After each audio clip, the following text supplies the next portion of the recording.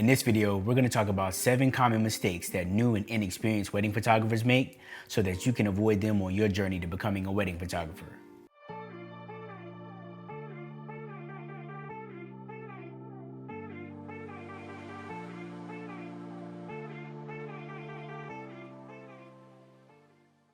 Hey, what's going on, guys? It's Andre Brown and welcome back to the channel.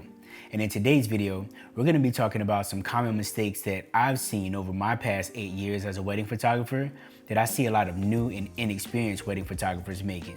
Now, the goal for this video isn't to call anybody out or make you feel any kind of shame if you're making some of these same mistakes. But ultimately, I just want to shed light on these mishaps so that you can course correct and level up your photography game.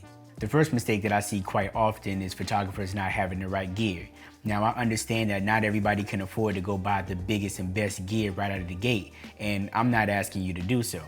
But at the very least, you should have a camera that has dual card slots. We all know that accidents can happen, and if you have a camera that only has one card slot and that's the only card that you've been writing to all day, if something happens to that card, that is absolute disaster for you and your business. It doesn't matter which camera brand that you're considering, all of the camera companies offer a solution at a pretty affordable price that can deliver you dual card slots. So just be sure that you pick the one that's right for you and not something that somebody is pressuring you into.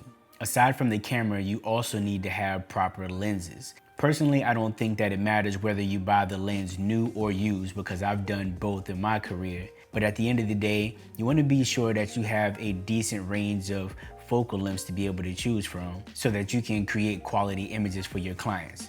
Now, if you're gonna buy the lenses used, be sure to get your lenses serviced. I've seen this time and time again with photographers, even people that have been shooting for 5 years, 6 years, they don't get their lenses serviced. Imagine driving your car around for years and it hasn't had an oil change or a tune-up. You have to service your cameras and lenses to be sure that they're performing up to the caliber that they're supposed to.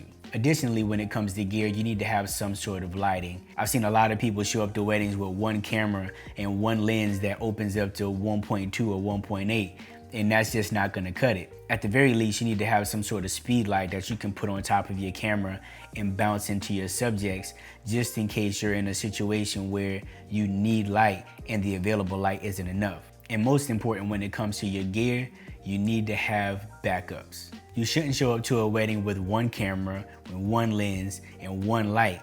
What if something happens to any one of those pieces? Now you won't be able to perform the job to the level that your client is expecting from you. The next mistake that I see quite often is choosing the wrong settings. Now, settings can be a very elusive thing depending on what it is that you're trying to do. You can use wide open apertures in order to create some artistic effect, or maybe you'll slow down your shutter to create a completely different effect. But you have to know when, where, and how to use those techniques so that it can come together in some sort of harmony.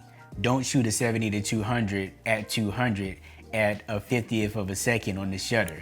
That image is likely going to be extremely blurry. When choosing your f-stop, be mindful of whatever it is that you're trying to capture. Yes, you can shoot a couple at 1.8, 1.2, or even 2.8 in the couple's portraits because you want to have some sort of artistic effect or flair.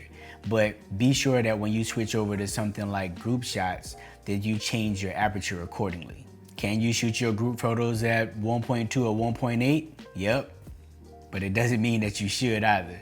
I also find that a lot of photographers are scared of turning up their ISO. This is in 2003 or 2004, where you take your camera up to 640 and then all of a sudden you've got grain all over the place. The technology has come a long way since then, and even with my last camera, the 1DX2, I used to frequently shoot that camera at a 6400 ISO with absolutely no problem. As long as you have the right lighting conditions, there's no problem with turning up your ISO, introducing a little bit of grain into your images, and it's not gonna be the end of the world. Now, on the flip side of that, don't just take your camera and turn the ISO up to 16,000 just because you can say, oh, I took my camera and I turned the ISO up to 16,000 and here's the image. That doesn't make sense either. Just be sure that you're choosing the right settings for whatever the setting is that you're taking photos in that particular moment. Number 3 is bad composition. Now, keep in mind that half of taking a photo is the composition. And I don't know what it is about new photographers or just inexperienced photographers that when you're shooting people, you always cut off the feet. I never understood that as I'm going through the work from some second shooters, newer second shooters, and third shooters that I bring on to kind of work into my system. Everybody always seems to cut off the feet. If you're on a zoom lens, then zoom out to be sure that you have everything that you want inside of the frame. If you're shooting primes, then be sure you step back to give yourself enough room to add the feet into the frame or even add the head into the frame, because I do see a lot of people cutting off heads and arms and stuff like that too. Just be mindful of those things as you're composing your photos before you click your shutter. Are the feet in? Is the head in? Did I chop off any limbs anywhere? And then take your picture. Number 4 is shooting from a checklist or a shot list. I know I was guilty when I started too. I heard that as a wedding photographer, you should have a shot list and you be sure that you get everything that the bride wants on her shot list. I don't do that anymore. After a particular amount of time, you know what goes into the flow of a wedding and what photographs need to be taken. Now, am I saying to not be mindful of particular shots that the bride wants? 100%. You want to be sure that you're capturing everything that that bride wants you to capture. But I always indicate to my brides to let me know any shots that aren't something that's normal. Like I haven't seen my Aunt Betty in 5 years and I want to be sure that I get a photograph with her. Or that there's this particular keepsake that I want to be sure is photographed in this manner. Things like that are the items that I ask clients to give me on a shot list, but I'm not spending the day walking around checking things off of a box in order to be sure that I capture those photos, because while your head is down on the shot list, there's a lot of new, fresh moments that are happening that can be trendy or trend setting for upcoming brides. I literally had a wedding like that where the bride and the planner got together. They gave me a planner's assistant that walked around with a checklist and examples of photos that she wanted to take. The only thing that she wanted to do was walk around and duplicate these photos over and over and over again. And this was a 3-day Indian wedding, so you can imagine it was extremely painstaking. But for me, in doing so, it took away from my ability to be able to go in and be creative, because she just wanted to focus on some shots that she saw on Pinterest. And from that day forward, no more shot lists for me at weddings. And number 5, you're not taking control of the wedding day. I understand that as a second shooter, you might be coming in, you might be working with the groom and the groomsmen. They can be extremely rowdy, but it's your job, whether you're with the bride or with the groom, to take control of the day and direct them to do what it is that you want them to do. If you don't, you can very well miss out on capturing particular shots of the day. You could be wasting time, which will ultimately put the wedding behind.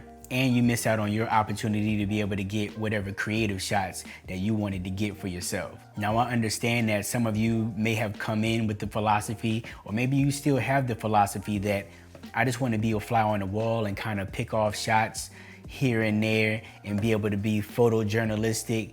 But at that point, you're relying on them in order to organically make things happen for you to be able to capture great photographs. But I think it's important for you to go in, command the room, command the day. You don't have to be a jerk about it, but just be very firm on, I need you to do this now, I need you to do this then, so that we can do these things to ensure that we have a beautiful set of photos at the end of the wedding. I encourage you to go in and move furniture if you need to, turn off lights, close blinds down to be able to control the light in whatever scene you're shooting. Command the day. Take charge of whatever photographs that you want to take, and I assure you that you'll level your work up tremendously just by going in and taking control. Number 6, and this one might get me some flack, but shooting for social media. I don't care about shooting for social media. Social media is a byproduct of what my business is. I'm a studio that does IPS, so my goal is to shoot for the final sale. I want to be sure that I can create a beautiful album moving upwards to 100 pages. I want to be sure that I create some stunning wall art that my couples will hopefully buy to hang on the walls of their home. And along the way, if I happen to capture a photo that would do well on social media, so be it. But I'm not there on the wedding day shooting to go viral. Going viral doesn't necessarily add dollars and cents to your bank account. It can get a lot of attention on your business.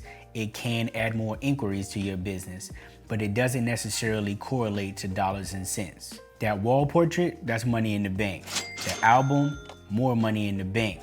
So shoot with the sale in mind. If your client pre-purchased an album that was 20 pages, shoot so that you can build that album out to 50 pages, 100 pages, because that's gonna end up making you more money at the end of the day. And if you just so happen to go viral along the way, then that's a win-win situation. And last but not least, you're not shooting with the story in mind. As photographers, we automatically identify as storytellers. But when you're shooting, you have to be mindful that you're telling a story, that you're creating a particular narrative of that wedding day. One of the biggest mishaps that I see a lot of times is with photographing details. You might see that this particular place is good for the dress. This place is good for the shoes. This is where the jewelry goes. This is where the perfume goes.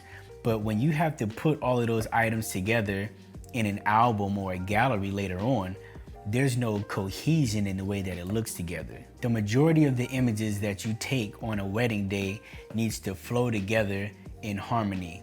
One, so that you can create an amazing online gallery for your clients if you're offering digitals, but even more so if you're like me and you do IPS and you're selling finished products. As you flow through the day, be sure that you capture images that would look great juxtaposed next to other images, whether that be the details that we talked about earlier, or shooting the ceremony in storyboard form, or when you're doing couples portraits and you're shooting for some sort of wall art in mind. Maybe you have, a 20 by 30 in the middle with some 16 by 20s mounted on the side.